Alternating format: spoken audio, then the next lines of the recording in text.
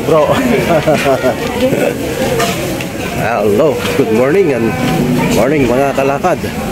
Andito tayo ngayon sa palengke. Palengke tayo ngayon, no? Bibili lang tayo ng ating allowance sa week na ito, mga kababayan. Itlog lang para sa mga bata. Dito tayo ngayon sa palengke. Alright.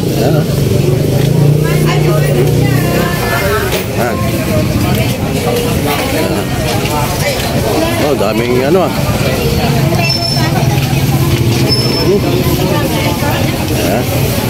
hanap tayo kung ano yung pwede nating bilhin, mga kababayan, na pang-ulam. Titingin tayo dito. Oo. Ayan, no, nandito tayo sa palengke ngayon. Ang daming mga gulay, kamatis, yan, mga kababayan, no? Dami. May itlog tayo dyan. Ayan, pero pipili tayo ng itlog muna. Medyo mahal na rin. Hindi ka naman mag-bill. Ayan, no? Ito, pipili tayo dun sa kabila. Right.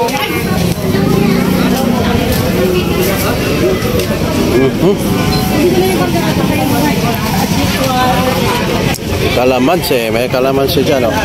Meron titinda dito na, mori. Gala. Mano tikas na? 250, sir. Ay, apo. May isang aqua? May sa oven, sir. 250, apo. Aqua. Alright. Dito tayo. Tayo bibili ng itlog, mga kababayan. Itlog lang. Para may pang-alalay sa mga bata pag umaga. Ayan.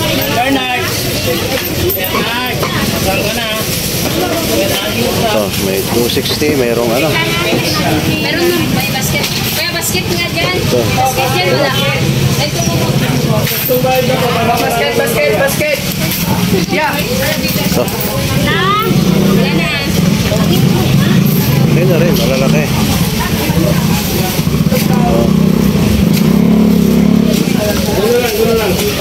Ayan.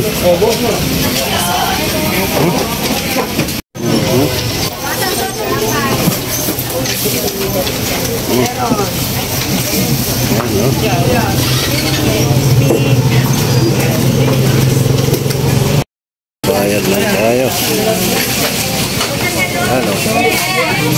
Babayad lang tayo ng itlog. Ayan.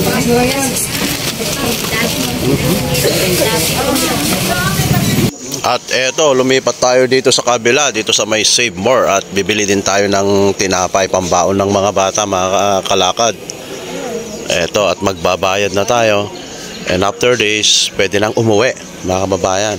At titignan natin kung may video natin yung pag-uwi natin hanggang doon sa baryo. Kasi wala tayong tagahawak o cameraman o taga-video. Mahihirapan siguro tayo na mag-video-video, mga kababayan.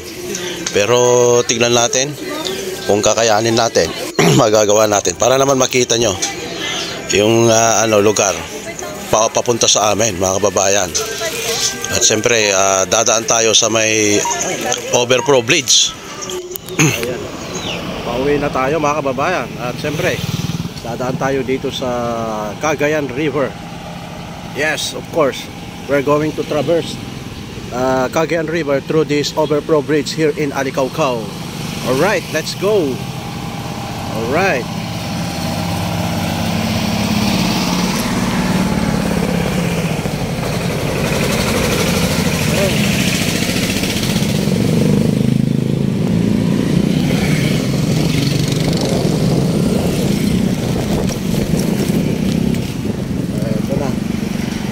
Traffic dito, mga kababayan, kasi ongoing yung rehabilitation ng bridge dun sa may approach ng bridge. Medyo nasira na kasi, mga kababayan, guys, kaya kailangan talaga bigayan dito. Kaya traffic tayo dito. Kita naman, mga kababayan. Ayan, nakikita nyo na paaon.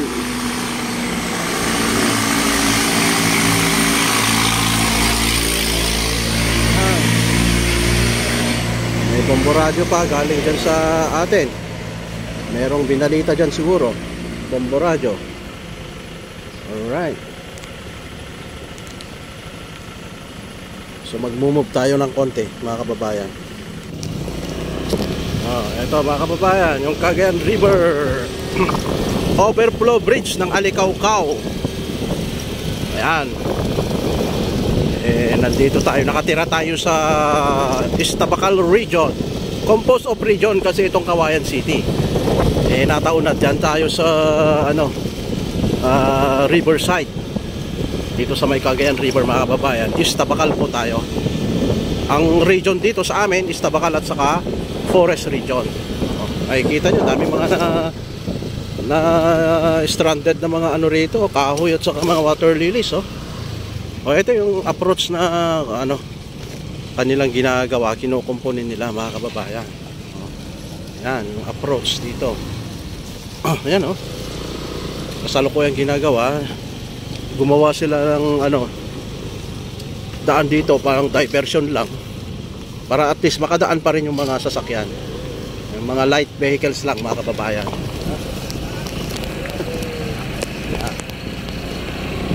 Light vehicles lang. Ayan yung mga rito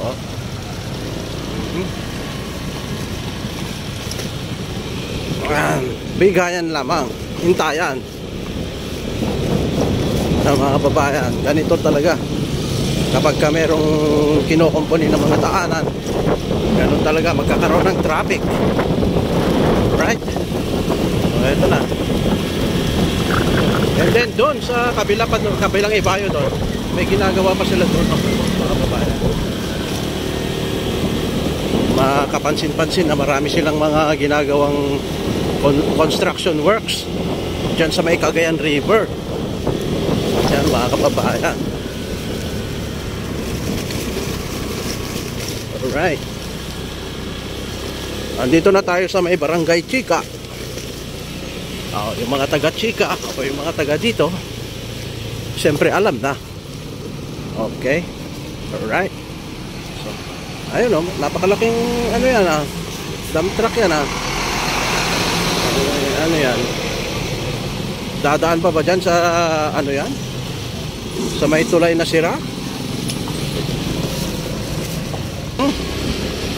Ito, Barangay Chica. Meron pa dito, dumadayo kapag ganito. Yan, mga kababayan. Dumadayo sa basketball kapag ganito. Galing din sa bayan ng Kawayan. Alright. So ito, nandito na tayo mga kababayan.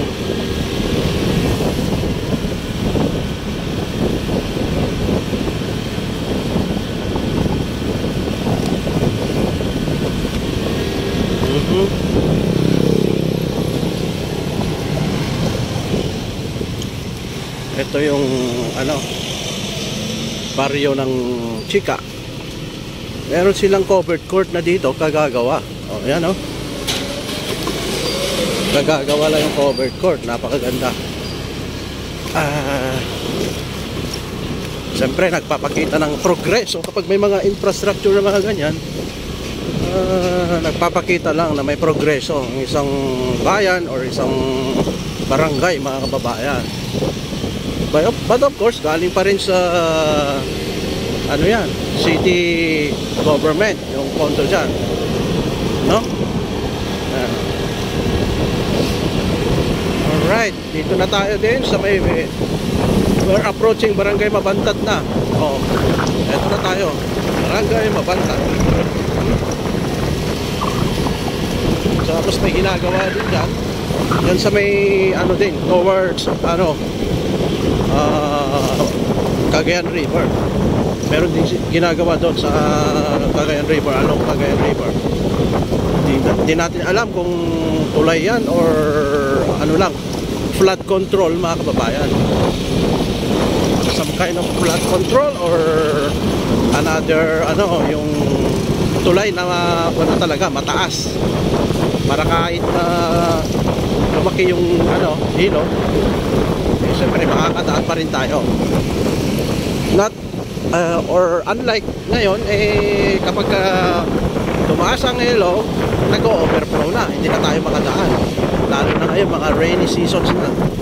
Rainy season, mga panahon ngayon, malimit talaga na mag-overflow yung river na yan. And then, sumasakay tayo sa,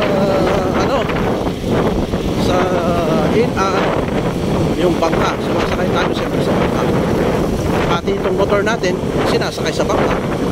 Mas mahal nga lang yung pamasahe. Alright. Ito, nandito na tayo, no?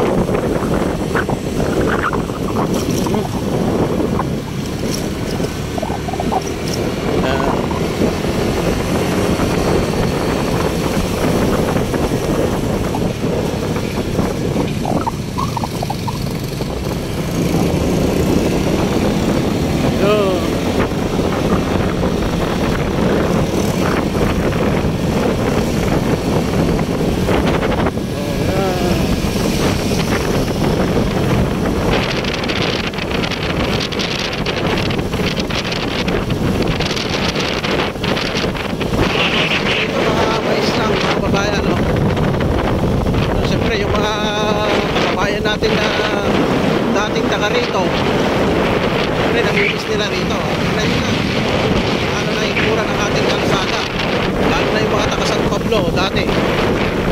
Tignan nyo yung tsura na ngayon kumpara noon. Of course, mais pa rin ang tinatanim. Nandito na tayo sa Nagkampegan. Barangay Nagkampegan na ito, mga kababayan. Right? Ito ang barangay Nagkampegan. Yan.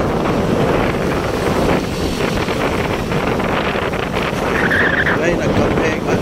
Maliit na mga baryo ito. Maliit na mga baryo. Ito, mais. Yellow corn, mga kababayan, ang tinatanim dito sa amin. Ito yung aming main product na tinatanim dito. Maliban sa meron din nagtatanim ng tapako dito, mga kababayan.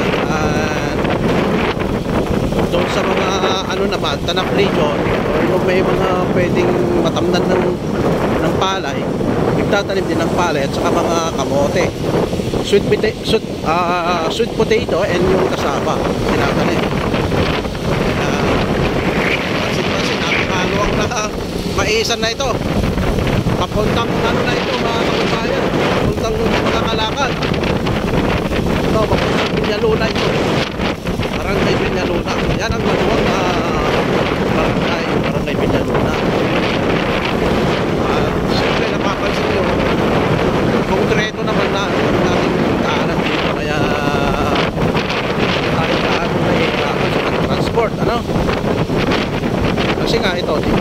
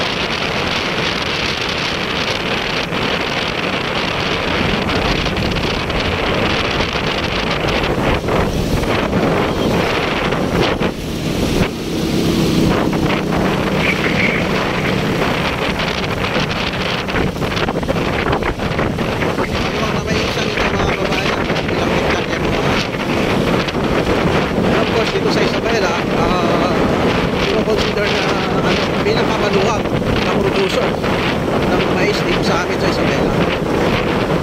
Corn capital namin nandito yung Ilagan City, kasi napakaluwag po ng mais nila dyan sa Ilagan. And of course dito sa Kawayan napakaluwag din. So corn granary yung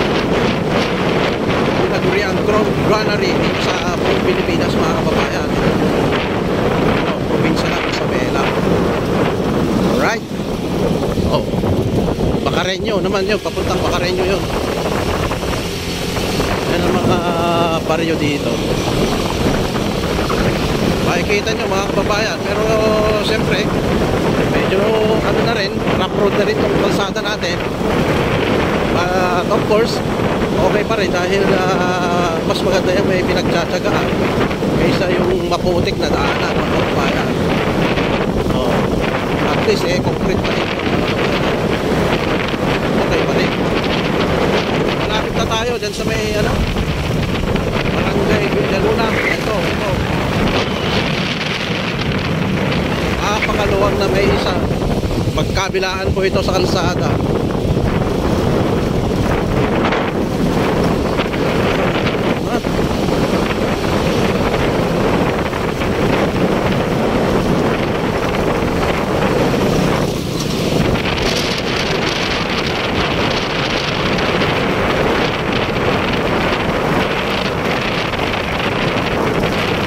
Wala lang yung automatic tinapay